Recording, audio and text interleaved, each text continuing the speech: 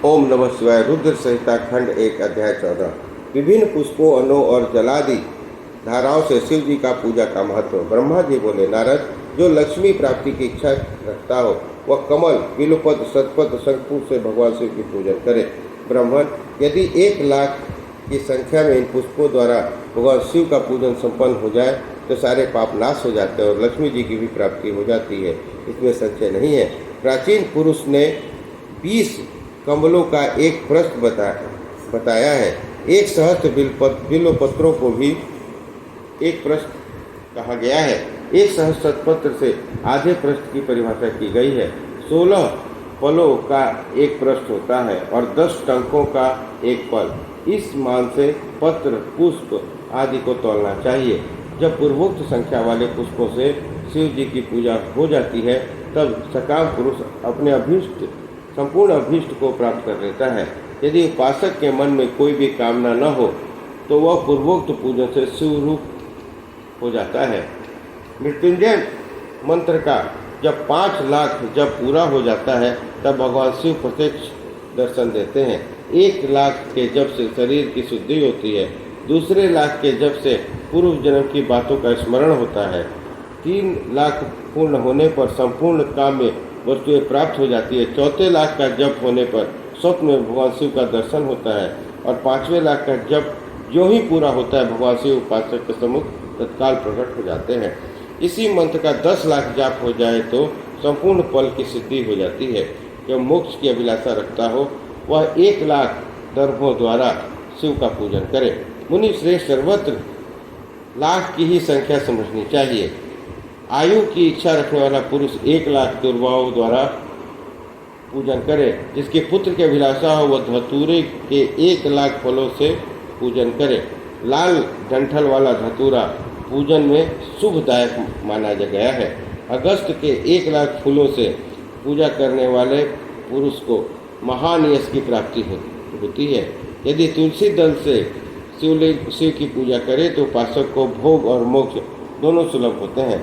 लाल और सफ़ेद आँख, अपामार, श्वेत कमल के 1,00,000 फूलों द्वारा पूजा करने से भी उसी फल, मोक्ष, भोग और मोक्ष की प्राप्ति होती है।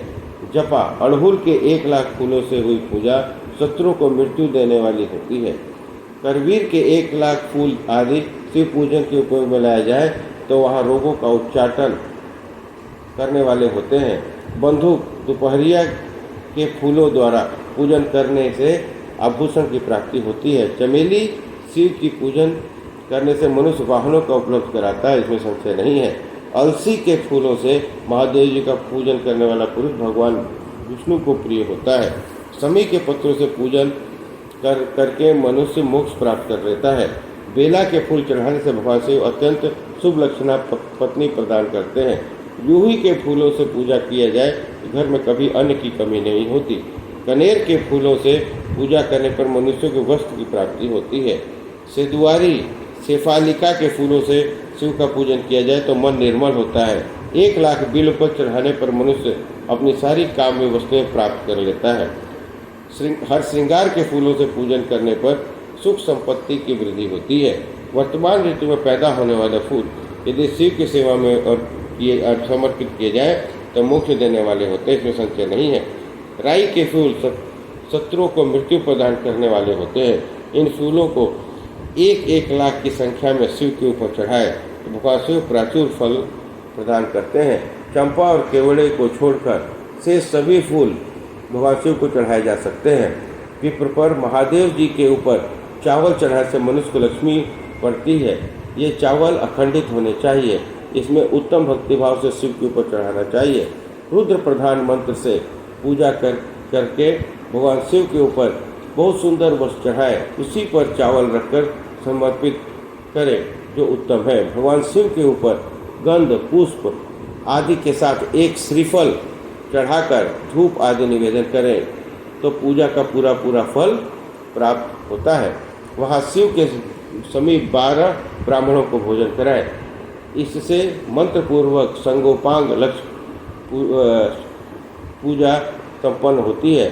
जहाँ 100 मंत्र जपने की विधि हो वहाँ 108 मंत्र जपने का विधान किया गया है। तिलों द्वारा शिव जी को 1,00,000 आहुतियाँ दी जाए अथवा 1,00,000 तिलों से शिव की पूजन किया जाए तो वह बड़े बड़े पातकों का नाश करने वाली होती है। जौ द्वारा की गई शिव की पूजा स्वर्गीय सुख की वृद्धि कराने वाली है, ऐसा ऋषियों का प्रधान है। गेहूं से बने हुए पकवान से की हुई शंकर जी की पूजा निश्चय ही बहुत उत्तम मानी जाती है। यदि उससे 1,00,000 बार पूजा जाए तो संतान की वृद्धि होती है। यदि मूंग से शिव की पूजा की जाए तो भगवान शिव सुख प्रदान करते हैं। प्रियंगु कंगनी द्वारा सर्वाध्यक्ष परमात्मा शिव का पूजन करने मात्र से उपासक के धर्म, अर्थ, काम, भोग की वृद्धि होती है तथा वह पूजा समस्त सुखों को देने वाली है। अरहर के पत्तों से श्रृंगार करके भगवान शिव का पूजन करें। यह पूजा नाना प्रकार के सुखों और संपूर्ण फलों को देने वाली है। मुनि श्रेष्ठ, अब फलों की लक्ष्य संख्या का तौल बताया गया है, प्रसन्नतापूर्वक सुनो।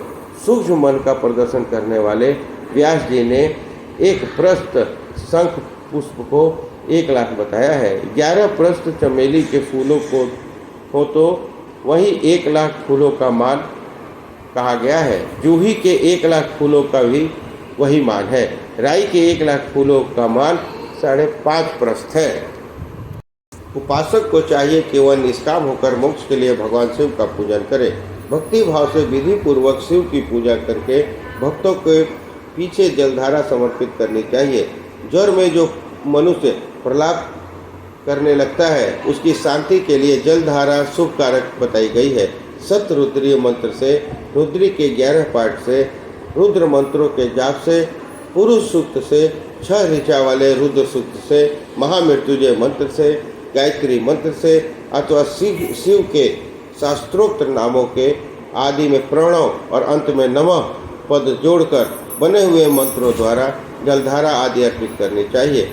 सुख और संतान की वृद्धि के लिए जलधारा द्वारा पूजा उत्तम बताया गया है। उत्तम भस्म धारण करके उपासक को प्रेम पूर्वक नाना प्रकार के शुभ एवं दिव्य द्रव्यों द्वारा शिव का पूजन करना चाहिए और शिव पर उनके सहस्त्रनाम मंत्रों से घी की धारा चढ़ानी चाहिए। ऐसा करने पर वंश का विस्तार होता है, इसमें संशय नहीं है। इस प्रकार यदि 10,000 मंत्रों द्वारा शिव की पूजा की जाए तो प्रमेय रोगों की शांति होती है और उपासक को मनवांछित फल की प्राप्ति हो जाती है।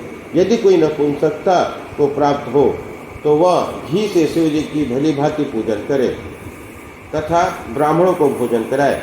साथ ही उसके लिए मुनीश्वरों ने प्रजापत्य व्रत का भी विधान किया है। यदि बुद्धि जड़ हो जाए तो उस अवस्था में पूजक को केवल शर्करा मिश्रित दूध की जलधारा चढ़ानी चाहिए। ऐसा करने पर उसे बृहस्पति के समान उत्तम बुद्धि प्राप्त होती है। जब तक 10,000 मंत्रों का जब पूरा न हो जाए तब तक पूर्वोक्त दूध धारा द्वारा भगवान शिव का उत्कृष्ट पूजन चालू रखना चाहिए। जब तन मन में अकारण ही उच्चाटन होने लगे, जी उचट जाए, कहीं भी प्रेम न रहे, दुख बढ़ जाए, अपने घर में सदा कला रहने लगे, तब पूर्वोक्त रूप से दूध की धारा चढ़ाने से सारा दुख नष्ट हो जाता है। सुवासित तेल से पूजा करने पर भोगों की वृद्धि होती है। यदि मधु से शिव की पूजन किया जाए तो राज